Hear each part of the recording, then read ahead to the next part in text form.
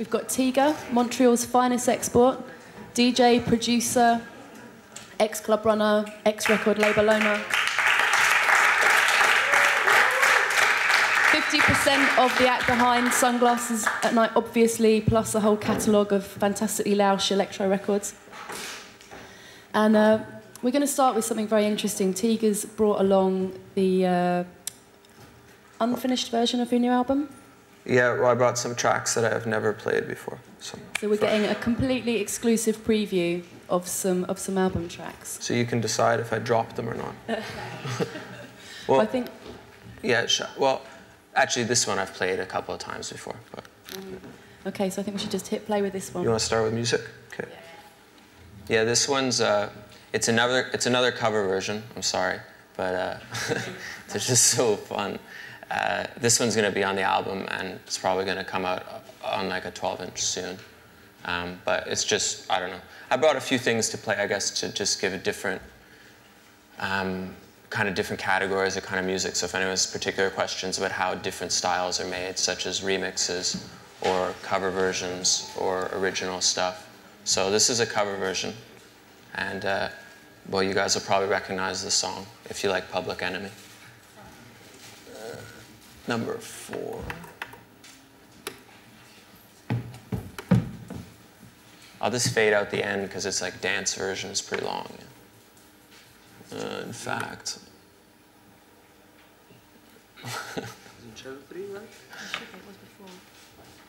This is unacceptable. It's a minor technical hitch. Well, in the meantime, maybe while we're trying to get this sorted out, you were just talking about cover versions there. There you go.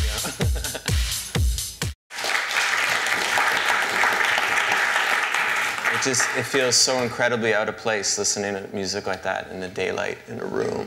I can't. Anyway, it keeps going on like that for another 3 minutes or something. Well, that sounded like a fantastically rocking version of Louder Than a Bomb. You know, you kind of like, obviously have a bit of a thing for cover versions. Yeah. What kind of, how do you approach something like that? You know, do you kind of like think, oh, I really want to do a cover of this tune? Where do you start with it? Well, covers at the beginning were because I couldn't write well enough on my own, and I recommend them as a good place to start for anyone. Like that's, in the old days, like rock bands and stuff, there was no real shame on it. It's kind of how you cut your teeth. You spend a few years doing covers. So I consider that I'm still cutting my teeth. I'm still kind of learning. So covers are a good way, and a lot of time to kind of, you get to hide a little bit behind someone else's writing, which is kind of relaxing. In a case like this, sometimes also, this track, I did the instrumental really quickly, had the beats and the bass line and everything. It has nothing to do with the Louder Than a Bomb. And I was just kind of tinkering, and sometimes, you know how it is when you're working on music, you just get something in your head. I oftentimes think of either movies or lyrics or people or photos or whatever, and then I just was like, okay, I'll rap on top of it. That's it. And then sometimes it works well as a cover. It's a bit easy. It's kind of like cheating, but sometimes in dance music, it's good enough. And who do you think kind of does covers really, really well? What's the kind of, who's the master of cover versions?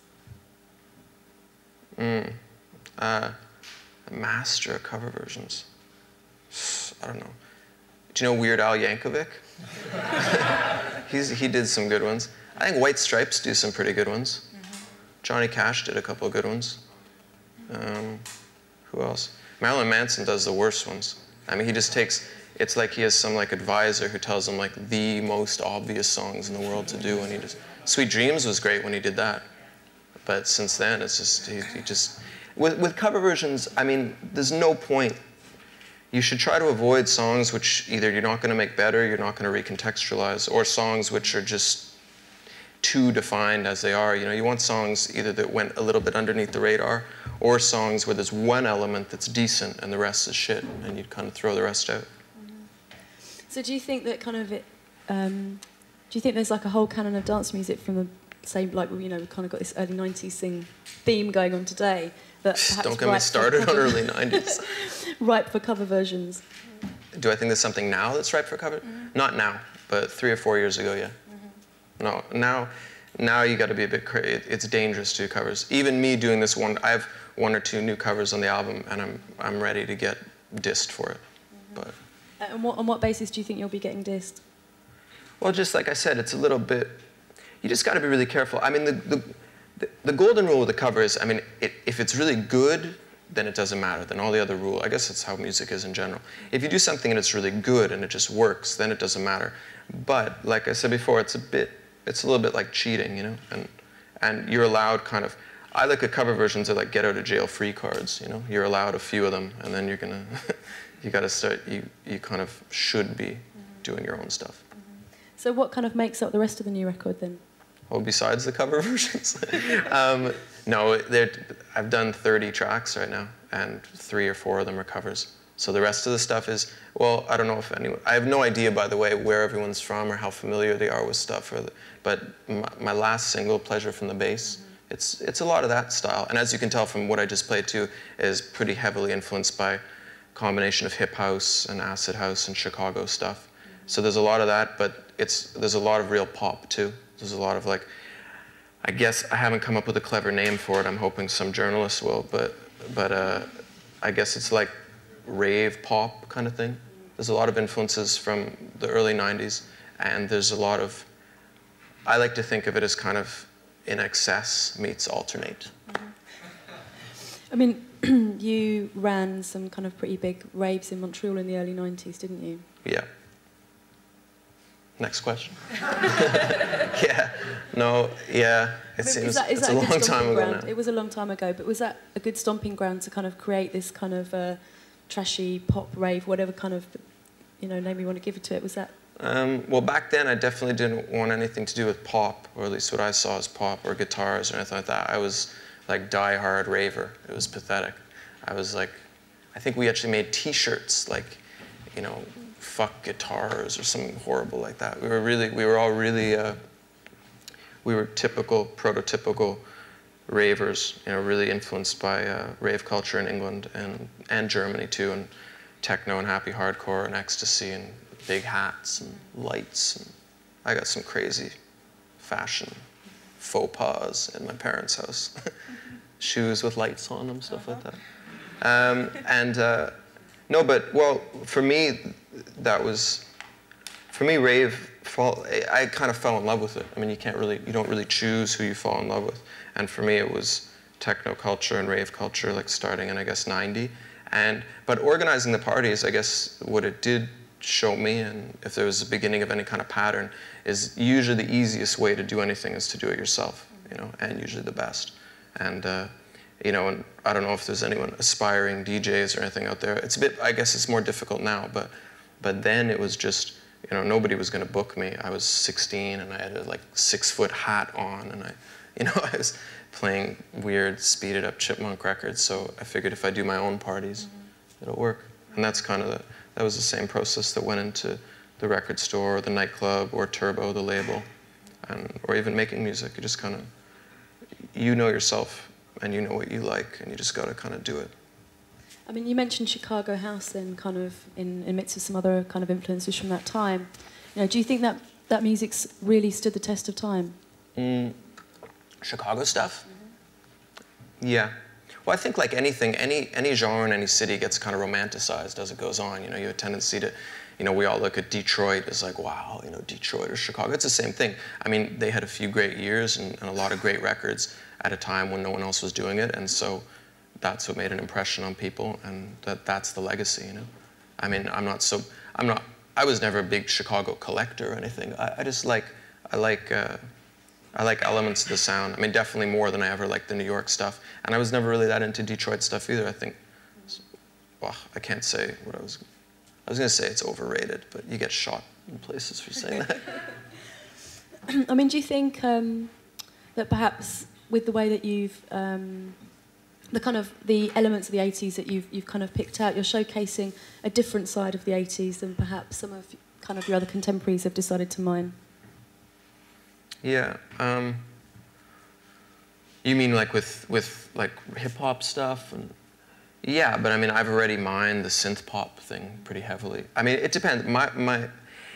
It's difficult because as soon as you start talking about genres and categories and stuff, I wish I kind of fit it neatly into something. I wish I could say that, you know, I was just really into Public Enemy and NWA and stuff like that, but it wasn't true because I I was really into Public Enemy at the same time as I was really into Front 242 and really into Depeche Mode. And so it really, I mean, for me, since Sunglasses at Night and all the Electro Clash stuff and Gigolo and, you know, the past 5 years, there's a lot of, there was a lot of hype and a lot of attention, and I always get asked the 80s questions. And for me, what I always say is that, yeah, I'm still influenced by the 80s. I'm definitely a child of the 80s, but it's not a particular sound. It's not soft cell. It's not one thing. It's more the spirit of the whole thing. And for me, the spirit of the 80s was the eclecticism. It was the eclecticism mixed with character-infused music. And I've been through the 90s, and what I started to really dislike and get bored of was just how little character was in the music. You know? So that's what I borrow from the 80s, the fact that you could do anything. I mean, as well as that eclecticism, something that you seem to do very much with the music is to be really convinced of the benefits of putting a bit of fun back into it all. Is that something you'd agree with? Yeah, definitely. But for me, I think I'm very selfish. I'm a really selfish person. And I do, everything I do, I pretty much do it for myself or for a few friends, you know? Everything, I mean, Sunglasses at Night, Hot in Here, Burning Down, these things all started, I won't say as jokes, but they started, you know, it's to amuse myself, you know, and same, and everything. I mean, DJing, if you're fortunate enough to be a traveling DJ, it's incredible, you know, and you get to travel and everything, but you should be doing it kind of for yourself. And that's how I am about everything. I do it because this is how I have to spend my time, and I'm only going to do things that I actually enjoy and want to do. So as far as the fun element, well, yeah, I want to have fun. You know, I have absolutely zero interest in doing music for other people or music that other people want or music that's market driven. I just want to have fun for that 6 hours that I'm in the studio or whatever. And it's important for me also, a sense of humor is important, you know? I think just trying to have a laugh and enjoying yourself and making fun of yourself, making fun of other people, I find that very inspiring. Most ideas start as jokes or criticism or whatever. I mean, the last single, Pleasure from the Bass, I mean, you were talking about, you know, you go in the studio and you try and have fun and whatever, but kind of what happened when you did that record? How exactly did you do it? It took about 2 hours, which is, I guess, average. That one just, well, usually, that's a good, well, that one I'm actually proud of. That one I actually like, and I rarely say that because I wrote it myself, and I don't know, and I think, well, it's just good. For me, if you listen to something you do yourself, and if at no point you're apologizing for it and you're never embarrassed about it, then it's good, you know. And it doesn't really matter after that if people actually like it or buy it or not, but if you have that good feeling. And with that one, well, a lot of the time, if it's not a cover version, it always, for me, usually starts with the bass line. And that one, I just came up with the bass line pretty quickly.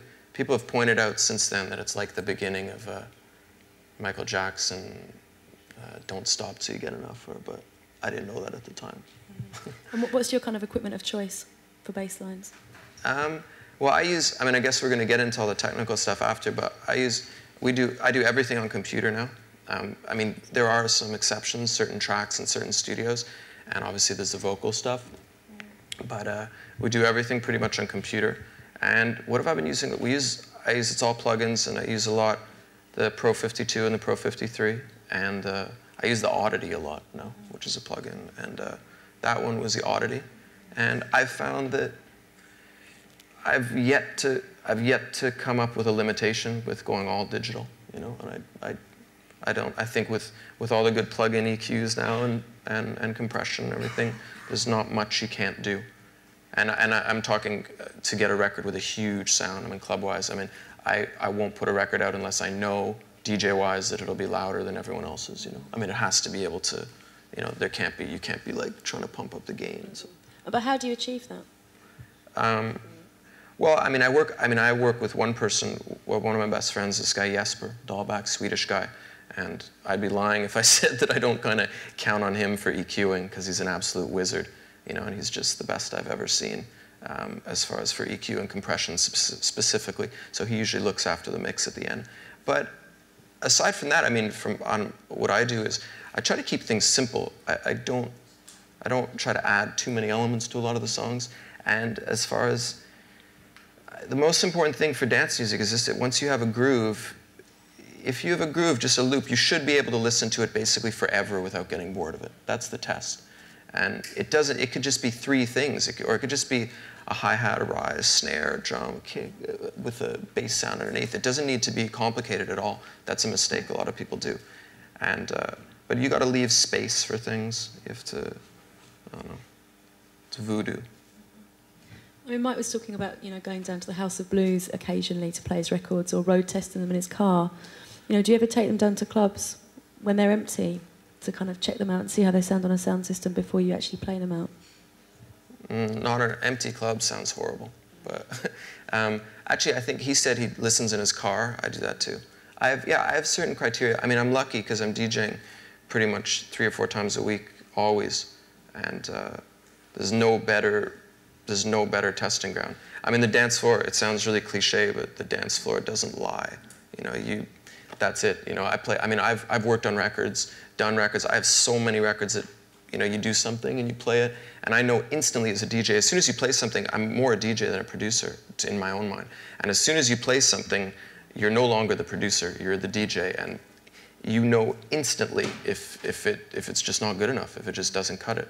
So that's the best luxury and that's the biggest advantage to being a kind of so-called DJ producer, is that you just know right away. If you're waiting to mix out of it, if you have to adjust it on the board, if you see some guy go to the bathroom or whatever, you know it's just not good enough and you just forget it. The advantage to that too is that when I put a record out, I mean, without sounding kind of, I guess it sounds a bit arrogant, but you know it's going to work. You just know because you've played it at 3 or 4 clubs in 3 different countries or wherever, and you've seen the reaction, you get a cross-section, and you know it'll work.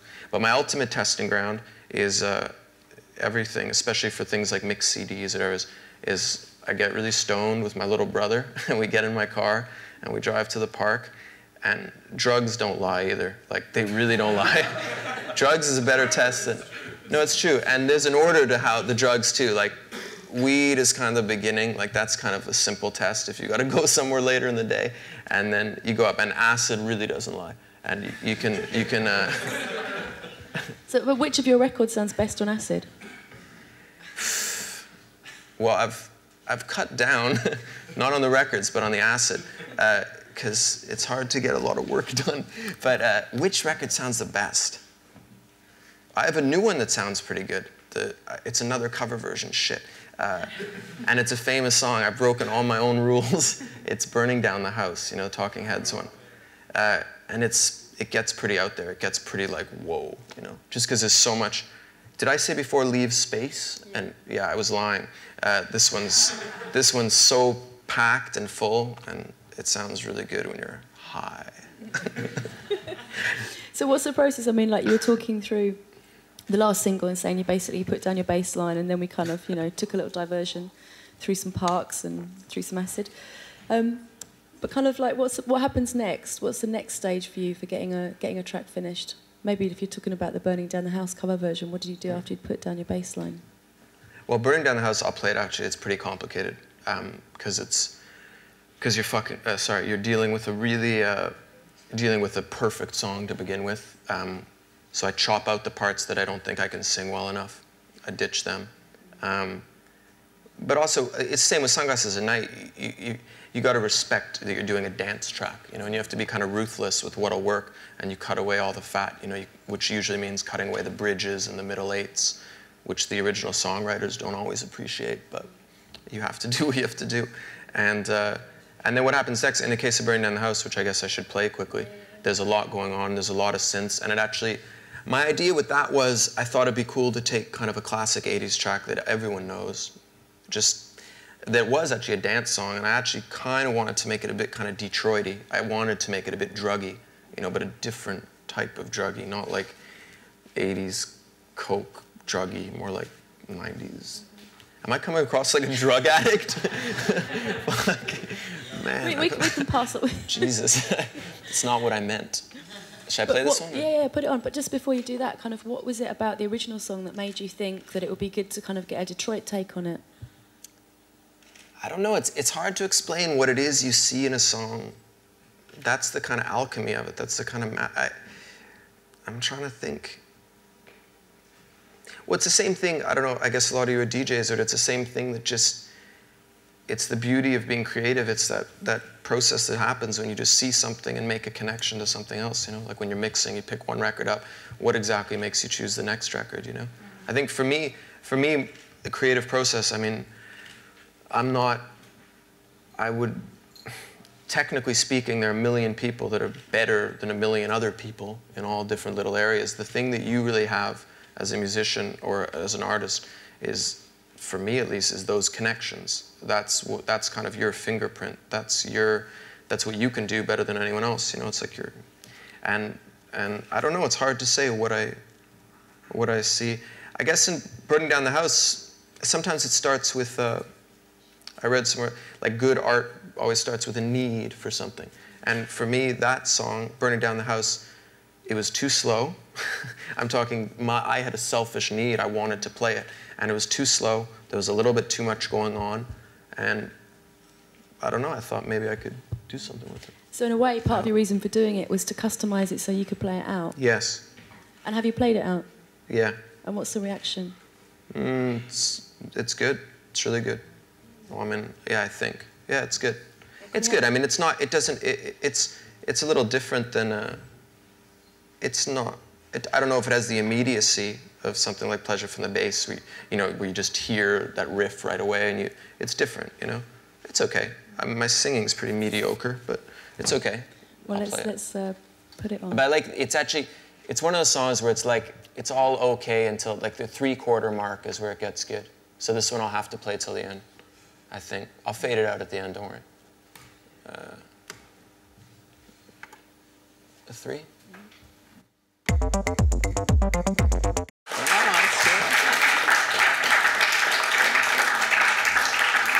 Like, yeah, put it on the album. Yeah, I think you certainly got your acid working there. You were just saying that you played this at the end of the night at the Benicassim Festival in front of 10,000 people and a few other places. You know, there seems to be... Didn't I just say that it was the first time I'd played it? Like, it's just you and 10,000 other people that have heard it. So it's kind of like demi-exclusive, exclusive-ish. Yeah, I spoiled that one. It's first time in Rome. First time in Rome.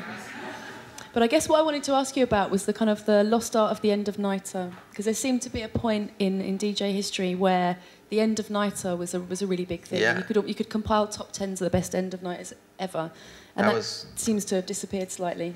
Well, yeah, when I was growing up, yeah, the end of night set was the best. I mean, that was what you wanted. That's what I tried and always played for about, I'd say from 91 to like 99, that was my thing, you know, when I had more energy, when I didn't complain as much.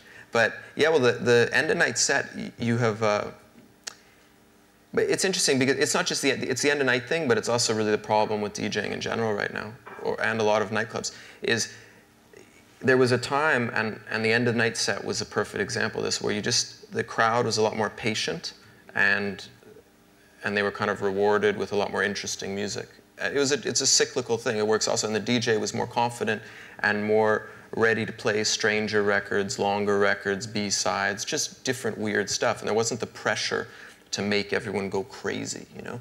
Now it's like all night usually, you know, everyone's got to go crazy, you know? Every song has to be big, and that really hurts DJs, it hurts musicians. There's a lot more pressure to make stuff the same, and that's a really long answer. I mean, it's like the kind of jive bunnyization of DJing, you know, that kind of like whole feeling of having to do back-to-back, kind of hands up in the air stuff the whole time. I mean, what can you do as a DJ to combat that? Well, I mean, the most important thing as a DJ is, I mean, it's a luxury, but if you can, just finding the right crowd and the right places to play. That's the first thing, because it doesn't matter who you are, it doesn't matter how big a name, small a name, whatever. I mean, I end up sometimes like, I don't remember, a few months ago, I played a party like, I don't know, 30 hours outside of Budapest or something. And it was like, I walked in and it was like 3,000, I don't know, 3,000 angry young men. You know, it was crazy. It was like, I was like, oh no, like what am I gonna do? You know, and they were playing like 160 BPM, and it's fine if you're in the right, you know, but you have to match. You have to try to match your sound to the venue. And it's difficult because a lot of promoters don't necessarily know the music so well. Agents definitely don't know the music so well. And so that's the first thing. And you also have to be, I think also DJs have to be willing to accept kind of that it doesn't have to be a big, it's not necessarily good to play the big events. Like for me, I don't really like playing the big parties anymore. I'd much rather play this, all my favorite places in the world are like places like Robert Johnson in Frankfurt, or Cookies in Berlin, or Pulp in Paris, like just small places where it's like playing really in bars. But the advantage to that, you know, you don't get paid the same money, you don't get the same exposure, you don't get the same, I guess you don't reach as many people in a way, but you for yourself as an artist, it's amazing. You can really play what you want, and it's way more rewarding, you know. So I mean, you kind of mentioned this kind of this sort of way of DJing that's developed, taking confidence away from DJs. Do you think playing the smaller parties helps amp up your confidence, Definitely. helps amp up your belief in what you're doing? Definitely. Well, the thing is, I think before, I remember they asked the guy before me, Magic Mike, about, somebody asked if you're influenced and if you listen when other people criticize. And I mean, I think he said no, but I mean, I'm a really confident guy, and I have no problem with music, but I'm still influenced by what people say, and I am still. And I think if you're a DJ and you clear the floor and you don't care or you don't react, there's something wrong with you. You know, you're an entertainer. You know, it's a fine line. And no matter who you are, no matter how confident, you can see people's reaction to things. If you go to your record label with your album and you see that they're like, oh, this is interesting, you know, then you're like, fuck, you know, you no matter who you are, it doesn't matter. David Bowie, he gets his feelings hurt, you know. And so the thing is, it is a delicate balance. That's what I'm saying. It's important to put yourself in the position with a receptive audience in a place where, yeah, where you nurture each other, you know, and you do develop confidence that way, because it's difficult. You know, it doesn't matter. I mean, and it's also, as a DJ, it really comes down, you have to have faith in playing the records that you really love, the records you love at home, because, and it's the same as when you're making music, you have to have the confidence to do really what you yourself alone in your most private moment love, you know? And that's, for me, that's all I do. I mean, I'll play other things that get very romantic and very weird, but everything I've ever done, especially the 80s stuff, and it goes with the image too, and the videos and everything, you have to do the things that you yourself love, you know? And so if it means acting out what you do alone in front of your mirror, then so be it, you know, that's what you should do. So which are the records that are soundtracking your private moments in front of the mirror at the moment? I like that new Destiny's Child record, which is pretty good. No, I don't know. I'm an old man. It's still the old classics. There's a lot of Depeche Mode. It's embarrassing, I don't know. But it's the same old ones, I don't know. Last night, my gig in Rome got canceled, so I did dance in front of the mirror at my hotel. And what was it? It was, oh God. Every time I'm in Rome, this is so embarrassing. Every time I'm in Rome, does anyone know the song Love Train by Holly Johnson? Yes. Pretty bad song. I mean, he was a singer of Frankie Goes to Hollywood. Anyway, there's that line, you know, you're a work of art, you're the Trevi Fountain. So me, like a loser, every time I walk by the Trevi Fountain, I start singing the song. And I run back to my hotel and I put it on. So that was one of them. Just in case there was anyone here who thought I was cool. I just wanted to. I listened to Love is Blindness by U2. Anyway, there's some good music too. I just can't remember. You never remember the good music. You only remember the bad music.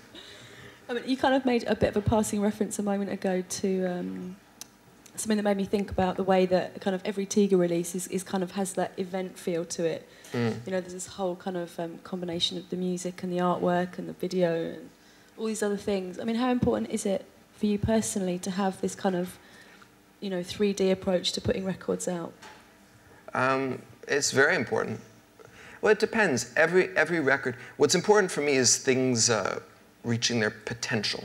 I don't mean potential like sales potential. I mean potential for yourself. Nobody likes the feeling of if you work really hard on something and you think it almost got there, or it's a personal thing, you know, and I believe that things, you know, every art project, whether it's a song or a book, whatever, has kind of a potential that if it doesn't reach that, it's a bit of a disappointment. Sometimes that means selling 500 records on white label with no name on it. Sometimes it just means playing it for a friend. Other times it means a more kind of developed approach. And I think it really depends for everyone here what kind of music you're making. As soon as you enter the kind of vocal realm, as soon as things are a little bit song-oriented, and there is a voice to it, especially if it's your voice, I personally think it serves the music best to develop an identity around that. You're just going to reach more people. You're going to reach more people that are going to care more about your music and listen more to your music. And the fact of the matter is, you know, I mean, everyone, you know, I'm sure that there are people who think, you know, image shouldn't matter or presentation shouldn't matter, and sometimes it doesn't matter, you know, but 99% of the time it does matter for the simple reason that we're human beings and we react that way, you know. Just like a baby reacts to, you know, a good-looking mother better than an ugly mother. Is that true? Or you know what I mean? No, but the point is, but I mean, every single person, it doesn't matter who you are, it doesn't matter if you're the most die-hard, minimalist guy who lives in a black box and only listens to techno out of a can with Braille on it, you know? It doesn't matter what, you still at some point in your life, you've been influenced by music that was character-driven, you know? And it does have a basic impact on everyone. And I think, for myself, I figure, why not just embrace it, you know? I mean, I think, and it's fun too, you know? Like you said before about fun, I mean, it's a lot more fun, you know? It's fun to be in a video, it's fun to, well, it's not fun to have your picture taken, but it's fun to, yeah, it's fun, and it's fun also to develop a character that you can then dump, you know, just the same as musical style or anything else. For myself, there are too many things I want to do in life to get bogged down in any one of them, you know? I mean, you kind of, you know, you're talking about singing among other things in there. You know, how do you record your voice? What's your approach? Oh God. Well, first of all, just in case, I'm not a singer, and I don't really know how to sing. I mean, I never learned or anything. The only reason I even started singing was because I couldn't really do anything else, and it seemed like when all your ideas, I don't know, when I have an idea, I hum it, you know, to myself, and it was the easiest way. I can't read or write music, so it was the easiest way always to get an idea across. And then it just kind of was like, well, why not? I'll just sing, you know. And I think how I record the vocals, well, again, there's this big thing between analog and digital. I mean, I went through a short phase, where, you know, I was all like, oh, I got to get the greatest signal path in the world. You know, I don't have such a great voice. I need every little trick I can do to help, blah, blah. You know, and then you just reach a point where you're like, who are you kidding? You know, it's like, you can, you know, that stuff's for Whitney Houston. That stuff, that's for people who, it's the same as like, you know, a regular driver just is not going to notice the difference between Schumacher's car of this year and Schumacher's car of last year. Just get in your car and drive, you know. So it's definitely a kind of just do it type approach. Yeah, especially with singing where, see, talent is a double-edged sword because, okay, there's Mozart and there's Aphex Twin and there's all these geniuses that we all know, you know, but then there's a whole lot of people that are talented. And it's not even really that rare, you know, in a way. I mean, it's like there are a million great session guitarists, and there are a million great vocalists, and there are a million people. And for me, it's not really that important. You know, what's really, really important, like I said before, is just being as much yourself as you can, because it's the only chance you have at being original. I mean, there's no such thing as original, but you know what I mean? It's the only chance you have of making any kind of statement or mark, especially now when everything's so saturated, when everything's so easy, when it's, I mean, my little brother he gets software cracked on the internet, he makes a track that's pretty good in like 20 minutes, you know? Anybody can do it. I mean, anybody can to make stuff that's good now is not a challenge. The software almost does it for you, you know? But to make something that's personal and to make something that shows something of the artist, that's your ticket, you know? And so for me, everything, the writing, the artwork for the album, the videos, the pictures, that's just all an extension of the same thing. That's my best chance to make a mark, you know? I mean, it's interesting really because like, basically anyone can make beats now, can't they? Anyone can make a tune. There's a whole generation of people growing up doing exactly that on a daily basis. Yeah, and well, it's a tricky situation because all the digital technology, not just even the digital, just the fact that it's crazy. Like when I was younger, I mean, I would have died to be in this room. You know, I mean, I just can't believe it. I still can't believe it because I'm so old-fashioned or whatever. You know, but at the same time, I grew up in Canada, and we had no DJ magazines. We had nothing. There was no internet. I mean, how's that for insane? You know, I'm not that old, but you know what I mean. But no, but in the early 90s, I mean, people. I think a lot of people forget, I'm sure not everyone in this room, but a lot of people, I'll use my brother again as an example. He's 8 years younger than me. And you forget, I mean, just even pre-internet, just the thing, there's one big advantage to everything that's happened, and that's that there's a huge network, there's so much going on, there's a community and there's an industry and there's an environment that you can join. The huge downside, and this is something that I'm very happy, I'm going to sound like an old man, but I'm very happy that I came along before all this, is I think there's something very, very important about being forced to work very, very hard for every little scrap, you know? And it starts as a DJ having to find records. You know, when you have to really bust your ass to find a record, you know, I remember a DJ would come to town, he'd play some record, you had no idea what it was, you'd try to scribble it down a piece of paper, and maybe you'd spend like a year trying to find it. And then maybe you'd hear about one copy that someone had and you'd trade it. That process, the actual process, it makes you sharper, it makes you more appreciative, and it adds so much value to the actual music. Now you got these punks like my brother, who he drives me crazy. My brother, he'll be like, oh yeah, I have it. Like about my set, you know, I'll play, be like, oh, I got it, I have it. He's got a hard drive. He's got a hard drive with like everything I have, everything. But I tell him, I'm like, yes, so what?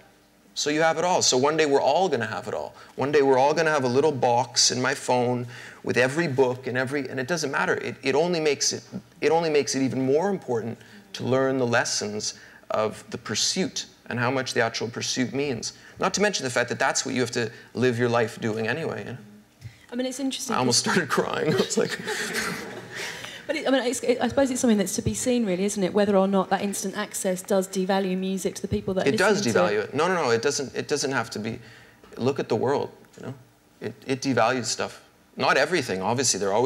It doesn't. The peaks and the valleys are still the same. But I personally think it's not for everybody. I'm sure not for a lot of people here. This is like the, you know. But I think for a lot of people, and look at pop music now. I mean, look at. It becomes blasé. Well, I just think.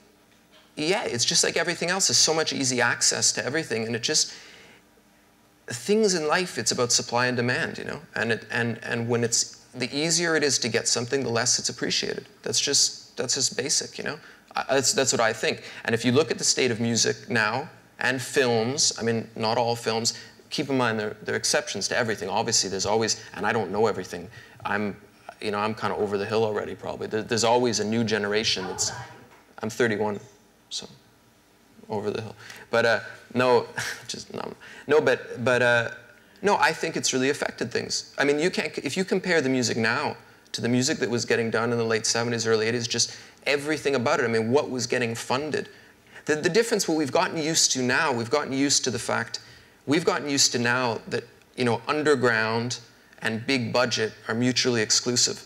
Like somehow there's something wrong if something's, you know, funded and like it can't be both. But then you look at like Led Zeppelin records, you look at Lou Reed records, you look at these crazy, weird underground things that they were reaching mass markets, they had loads of marketing, everyone was on the same team. I mean, I'm not trying to fantasize about the past or whatever, but I do think part of the problem is, that's the negative side. The positive side is, I mean, it's changing, you know, it's just changing. It's changing. It's also good, but it is good that everyone can get a lot of music for free. That's really important. It's important that the music reaches places that it couldn't have reached before. I mean, absolutely. Sorry. But when you're talking about that kind of really amazing albums from that period, you're talking about kind of constructed in that very particular way, but kind of when people had that ability to do things that were really quite bizarre and quite... Yeah, the rules hadn't been written yet. Absolutely. So kind of bringing it back to your album... Led Zeppelin, me, Lou Reed. But I did just want to kind of ask you a couple more things about the record, because I think a lot of people here are kind of starting to do production. You know, they're doing 12 inches. Sometimes maybe more of them have kind of got a body of work behind them. But if you're starting to approach an album, how differently do you have to think about things? And if you're just kind of putting out a single or a 12-inch? Good question, Emma. I think, well, I'm pretty traditional about the concept of an album. I think the beauty of an album is they don't all have to be hits. You can have a few big tracks on it, and I think an album should be a little self-contained little story, you know. I think, and yeah, so kind of a traditional approach where you can have some slow songs, you can have some fast songs, you can have some weird songs, things that don't really make much sense. I don't know, my plan for the album is yeah, to do some kind of, there's a lot of like love songs, and I like the idea of interludes. That's kind of a hip-hop thing, you know, but I like the idea of little skits and I think also, I do have rules. I don't think an album should be more than about 45 minutes long. Absolutely, 45 minutes, 9 tracks, yeah. Classic Aretha Franklin. Yeah. That's it, but those things are formulas because they work, you know. They're tried and tested, you know, and it doesn't have to be that way, but I think it works that way. And I think an album should just be, I'm trying to think of great albums that I really like recently. It's so hard. Does anyone know that guy John Frusciante from Red Hot Chili Peppers? Like he's done, I mean, I think he's done some great albums in the past while that I don't even think they did very well, but just albums where from the artwork to the title of the album to everything, I just got it and I was like, this is cool. This is an album. It's a little self-contained universe, and it, I don't know, and it's personal too. It all depends what you look for in music, you know. Some people look for the personal and the romantic and whatever, and other people, I mean, I know there are a lot of people who just want, I don't know, it's hard. That's what I mean. I don't mean I'm an old man, like an age thing. I just mean that I don't know what the people who buy Linkin Park records, or, well, maybe they're not even that bad, or Britney Spears or Justin. I don't know. I don't know what they want. I mean, you kind of used the word romantic a couple of times in the last couple of sentences, and you were saying before that you had a remix you were going to play us, which I think you described as very romantic. Yeah, I think it is. What is it? Well, it's a band, I don't know if you guys know a band called Soulwax. They're a Belgian band. And they're also the same guys who do the Too Many DJs thing. So and they're a very good example of, I guess, everything melting together. You know, DJ culture, house and techno and acid house with rock and everything. And they're very good friends of mine. They're helping me produce 2 tracks on my album. And this is not their first single, it's a second single. It's called E Talking. And this is a remix. This one I have not played for anyone, except them. They were a little, they told me it sounded like a gay Mark Almond. So I was like, but finally they've seen the light and they love it. It's just because they thought I was going to do something really hard. But I threw out all their vocals, which sometimes the original artists don't like. That guy's sleeping. And, oh, okay, sorry. Okay, and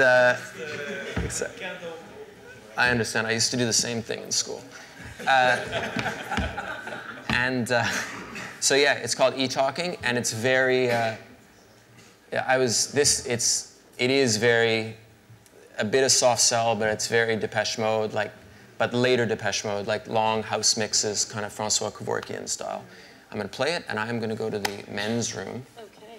Because it's a bit embarrassing. Yeah, this one, but I like this one. Again, this one also kind of, it gets a bit, the last 2 minutes, it does a lot.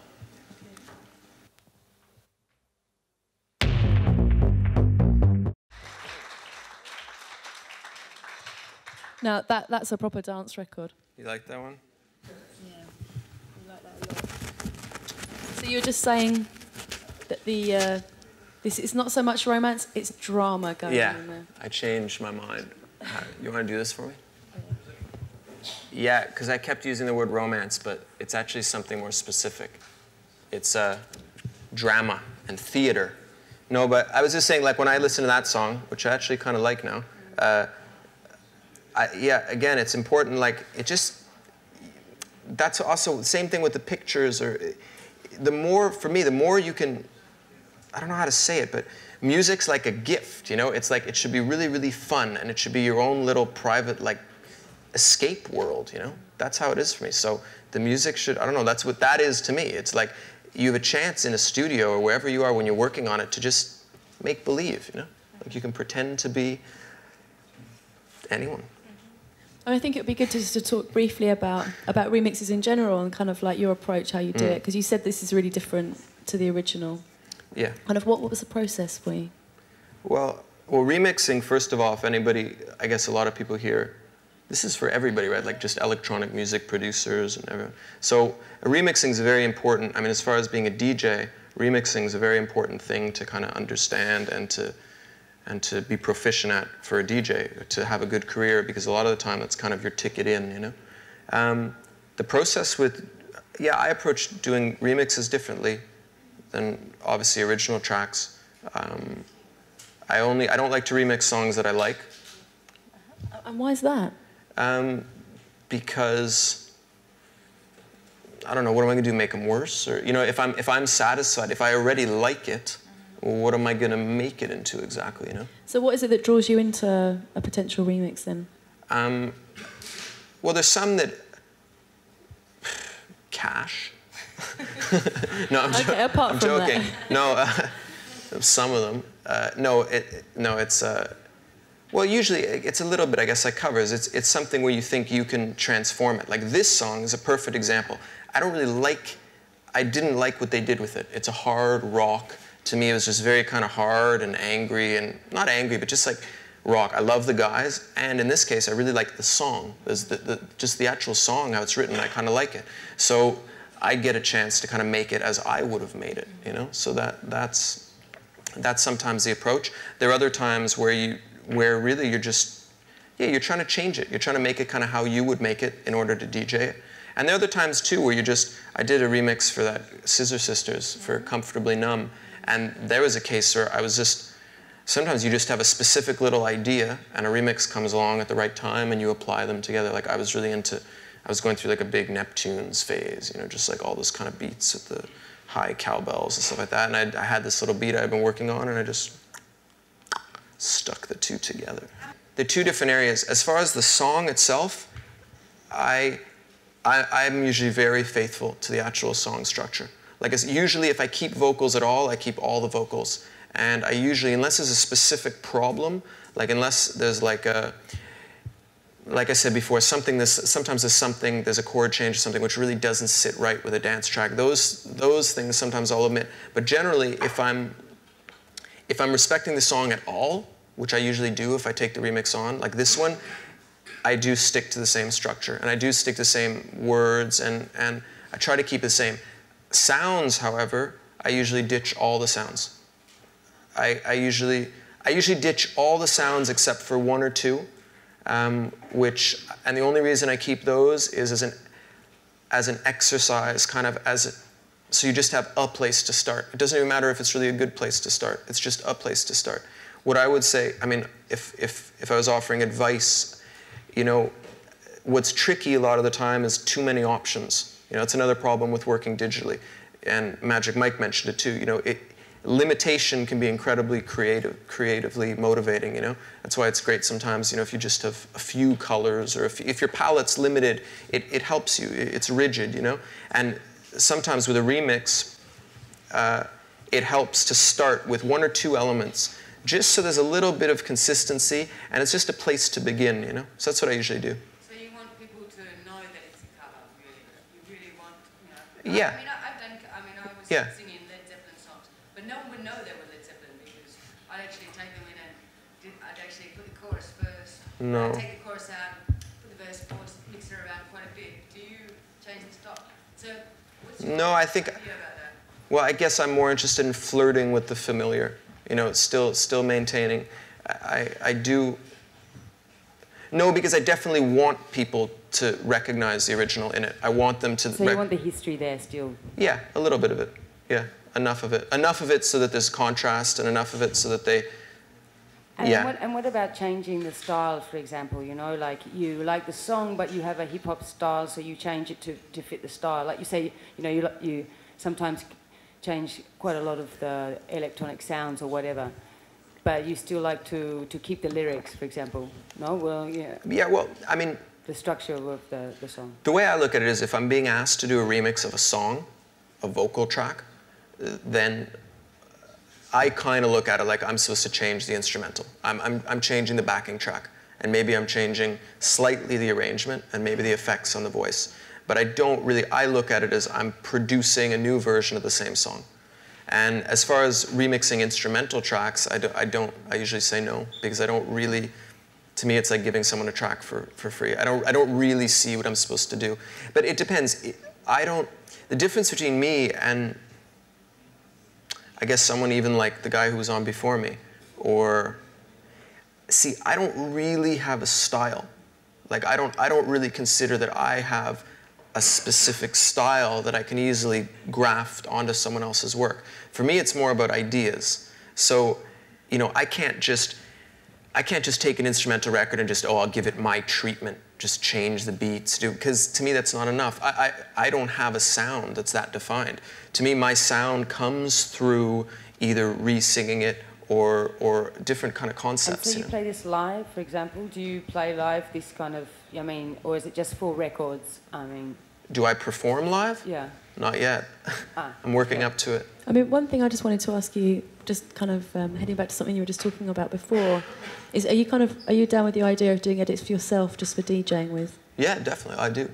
I mean, I think sometimes it's almost like as a DJ, if you're doing those extra things, you're going to be a better DJ to go and see, and it's going to make you a better DJ all round. Yeah. No, definitely. I mean, I think that's a great advantage to all the technology now. I mean, it is. I mean, I don't really use Final Scratch. I have it. I don't really like it so much, but yeah. I mean, as far as making little edits and little bootlegs, what's amazing is like with iChat and with, or I guess AIM or whatever the messenger. I mean, it's amazing how in different hotel rooms every night, me and all my friends, we just trade tracks. You know, so like last minute, you're like, oh, I'm playing in a few hours in Greece. You know, I never got that. The cult bootleg you did, send it to me, you know, and you get it last minute and you burn it, and that's good. I mean, it's fun for all those little cut-up kind of joke records. Because in the old days, it was a bit expensive to do a joke record. You know, you had to cut an acetate, it was a little bit, you know, it's like, jokes are fun if they're for free, you know. Jokes when they're like a couple $100 is like, you know. I mean, that whole kind of bastard pop thing, which kind of was around the edges of, you know, whatever you wanted to call it, electroclash. At that same time, I said it. I'm sorry.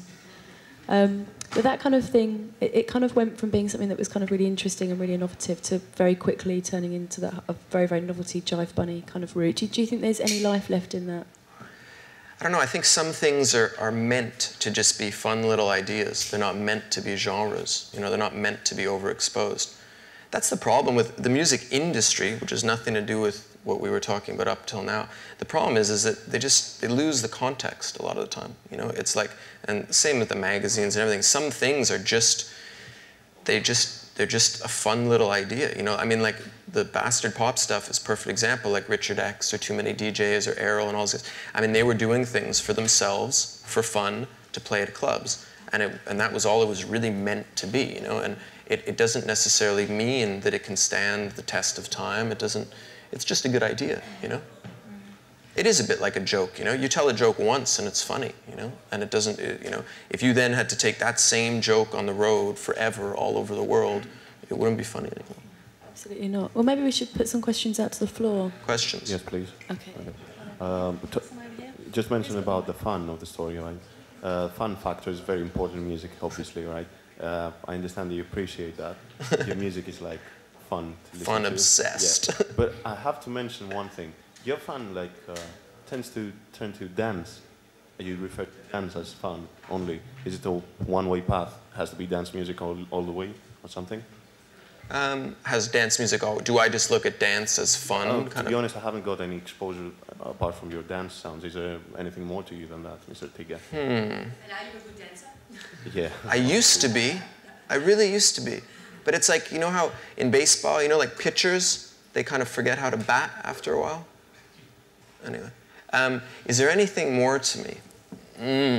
Well, I don't know. I mean, I'd like any sort of comment on the whole dance thing. I mean, for me, it's not about dancing. Music is what you said, that whole universe of yours. You just express anything. And well, doesn't have to be dance. Yeah, no, it's a good question because the truth is that, you know, I talk about, as a music lover and as a collector and a listener, I listen to everything. As a musician myself, it is pretty limited to dance stuff. Or because of the commercial. No, it's because it's what I know.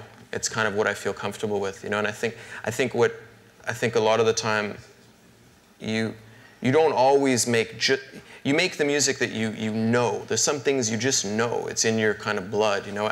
For me, after DJing for like 15 years every week and just collecting those records for so long, I just know it, you know. And that's, I mean, and it's kind of my safety zone, I guess. And Has it crossed your mind maybe one day, not far away from now, that whole thing won't sell and you won't be, I mean, commercially viable in that sense? Yeah, I mean, you know, you understand what I'm talking about? Yeah, of course. I mean, being good at what you are is really, really good, but I mean, yeah, but you cannot stay there forever, or maybe you have to change. Yeah, but you also can't. Alone. Yeah, but you can't think about it either way. I mean, look, every single person in the world comes in and out of what you call viability, you know, everybody. I mean, it has nothing to do with how good you are.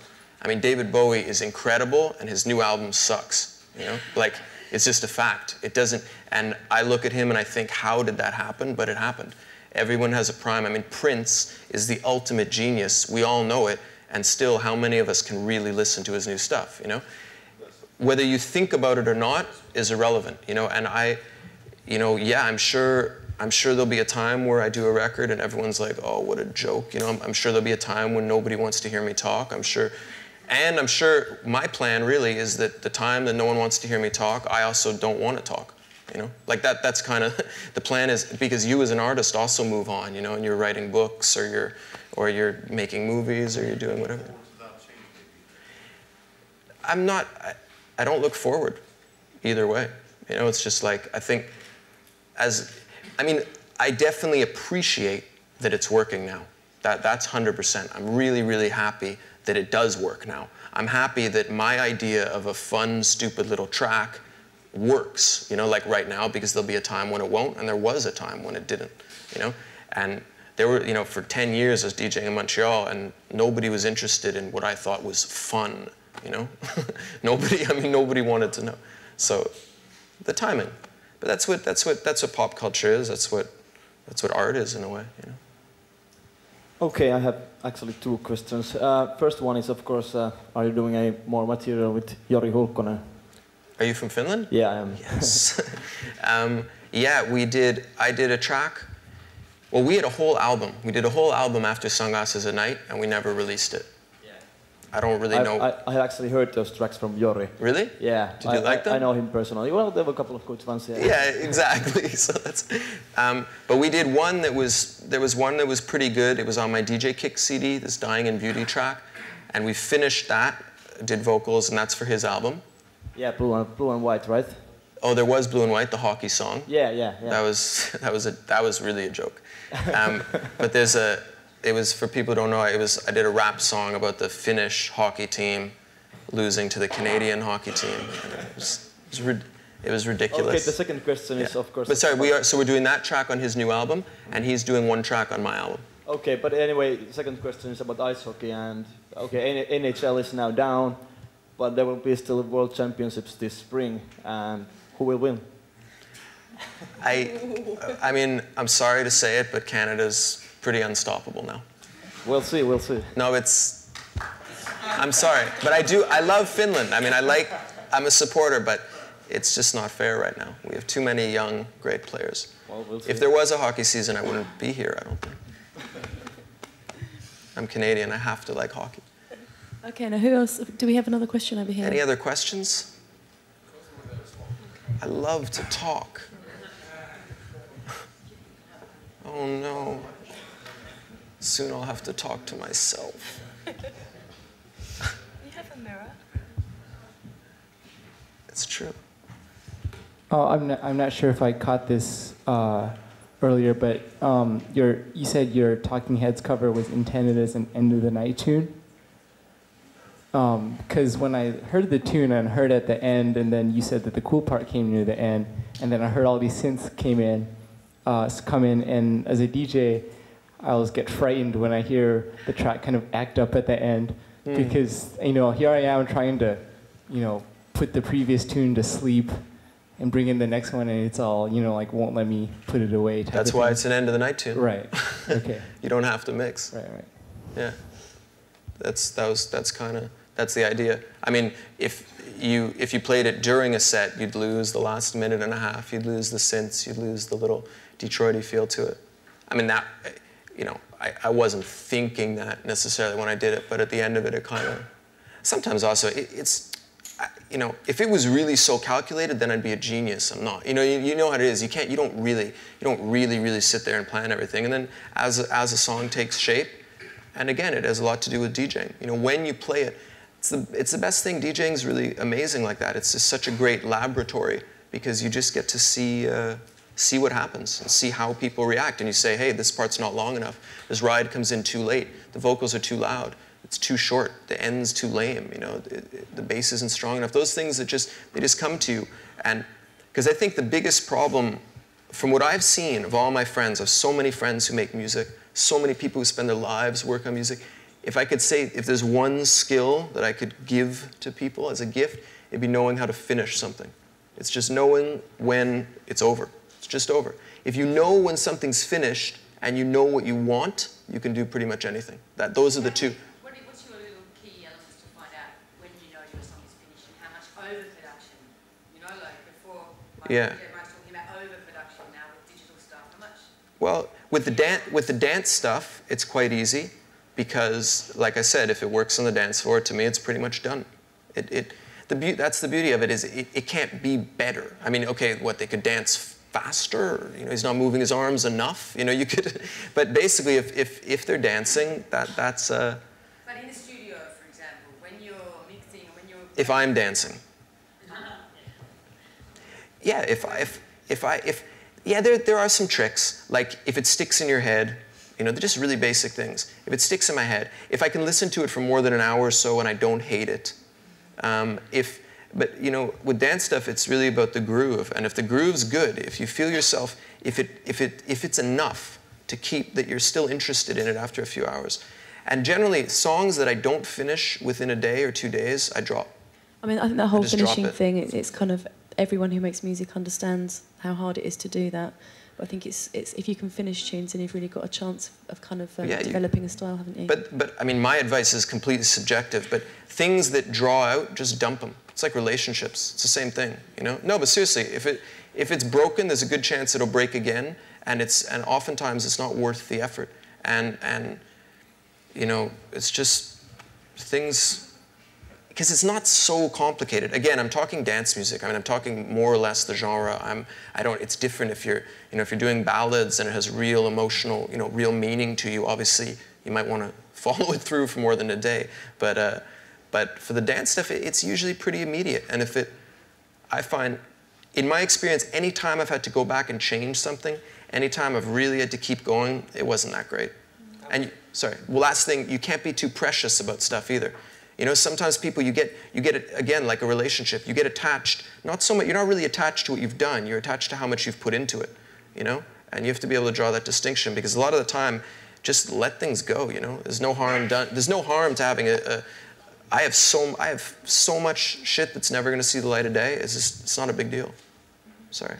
Okay, do you want the microphone? 10 tracks, how much do you throw away? How many don't make it?